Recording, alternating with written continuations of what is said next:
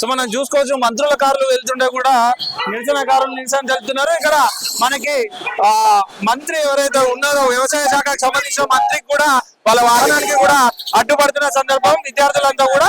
కానీ బండి ఆపకుండా మంత్రి గారు వెళ్ళిపోతున్న సందర్భం కూడా చూస్తున్నాం మనము. సో ఫీజు నియంత్రణ చట్టాన్ని అమలు చేయాలి, ప్రైవేట్ విద్యా సంస్థలను అరికట్టాలి అని చెప్పేసి కూడా విద్యార్థులు చాలా పెద్ద ఎత్తున ఇక్కడ నిరసన తెలుపుతున్నారు. తుమ్మల నాగేశ్వరరావు మంత్రి ఎవరైతే ఉన్నారో వాళ్ళ కాన్వాయ్ కి కూడా విద్యార్థులు అడ్డుపడడం జరిగింది. ప్రైవేటు విద్యా సంస్థలను అరికట్టాలి, ఫీజు రియంబర్స్మెంట్ ని వెంటనే అమలు చేయాలి, విద్యా చట్టాలని త్వరితగతిన అమలు చేయాలి, మేము నష్టపోతున్నాం అని చెప్పి కూడా మాట్లాడే ప్రయత్నం చేస్తున్నారు. ప్రభుత్వ విద్యను నిర్వీర్యం చేస్తా ఉన్నారు. సిగ్గుచేటు రాష్ట్రానికి విద్యాశాఖ మంత్రి లేదని పక్క రాష్ట్రంలో లేదని చేస్తా ఉంటే నీకు సిగ్గు లేదని చెప్పి చెప్తున్నాను.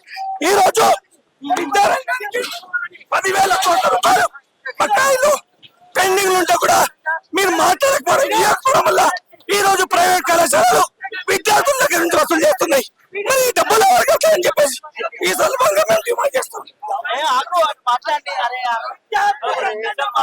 కాబట్టి తక్షణం మీరు విడుదల చేయాలని చెప్పేసి డిమాండ్ చేస్తున్నాము.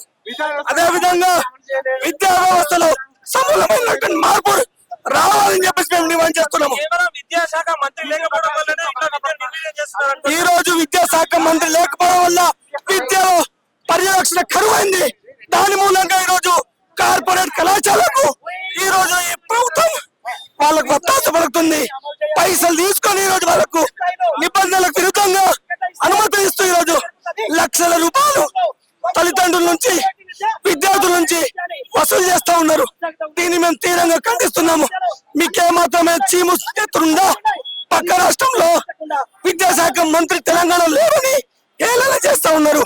మీరు ఏం చేస్తున్నారని చెప్పేసి ఈ సందర్భంగా మేము అడగడానికి వస్తే రేవంత్ రెడ్డి ప్రభుత్వం మమ్మల్ని పోలీసులు పెట్టి అరెస్టులు చేపిస్తోంది. బిడ్డ కబడ్డార్ ఏదైతే తెలంగాణ ఉద్యమం ఇట్లాంటి జైలు కూడా బద్దలు కొట్టి తెలంగాణ సాధించుకున్నాం, మీరెంత అని చెప్పేసి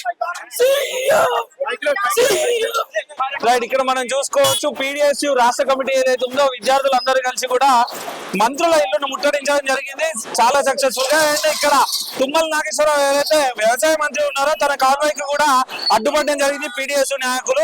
కానీ తుమ్మల నాగేశ్వరరావు గారు కాన్వాయ్ కూడా ఆపకుండా అసలు ఏంటి ప్రాబ్లం అని కూడా మాట్లాడకుండా కూడా తను వెళ్ళిపోయిన సందర్భం. ఏదేమైనా విద్యను నిర్వీర్యం చేస్తున్నారు, పక్క రాష్ట్రాల వాళ్ళు హేళన చేస్తున్నారు, విద్యాశాఖ మంత్రి లేరు మీకు అని చెప్పేసి కూడా విద్యార్థులు ఆవేదన వ్యక్తం చేస్తున్నారు, PDSU నాయకులు ఆవేదన వ్యక్తం చేస్తున్నారు.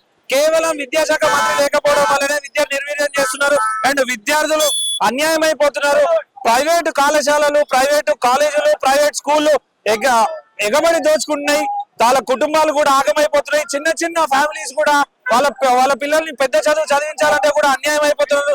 చదివించలేని పరిస్థితి వాళ్ళదని కూడా వాళ్ళు ఆవేదన వ్యక్తం చేస్తున్నారు. ఏది ఏమైనా విద్యాశాఖకు ఒక మంత్రిని కేటాయించి విద్యాశాఖని గాడిగా పెట్టాలి, విద్యాశాఖని చాలా అభివృద్ధి చేయాలి. అండ్ ఇట్లా ఉంటే కరెక్ట్ కాదు. కేవలం రేవంత్ రెడ్డికి రాజకీయాలే కాదు, విద్యార్థుల ఆ బాధలు అవసరం లేదా అని చెప్పేసి కూడా వాళ్ళు ఆవేదన వ్యక్తం చేస్తున్నారు.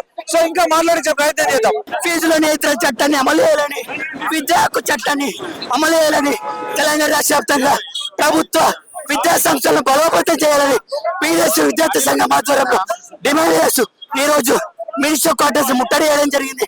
పేద ప్రజలు ప్రజాపాలన చెప్తూ గొప్పలు చెప్తున్న తెలంగాణ రాష్ట్ర ముఖ్యమంత్రి రేవంత్ రెడ్డి కానీ ఈ రోజు పేద విద్యార్థుల మీద పేదల పైన నిర్లక్ష్యాన్ని భావిస్తా ఉన్నారు. ఇది పెద్దల పార్టీ కానీ పేదల ప్రభుత్వం కాదని మేము తెలియజేస్తా ఉన్నాము. అదే విధంగా ఈ రోజు ఉన్న గురుకులాల్లో సమస్యలే అమలు ఆ సమస్య పరిష్కరించకుండా ఇంటిగ్రేటర్ అని గొప్పలు చెప్తూ ఇంటిగ్రేటర్ ని కొనసాగిస్తామని చెప్పడం దుర్మార్గం విషయం. ఇది కేవలం ఉద్యోగాలను నాశనం చేయడమే, పేద విద్యార్థులను నాశనం చేయడమని PDSU విద్యార్థి సంఘంగా ప్రజలకు విద్యార్థులకు తెలియజేస్తా ఉన్నాం.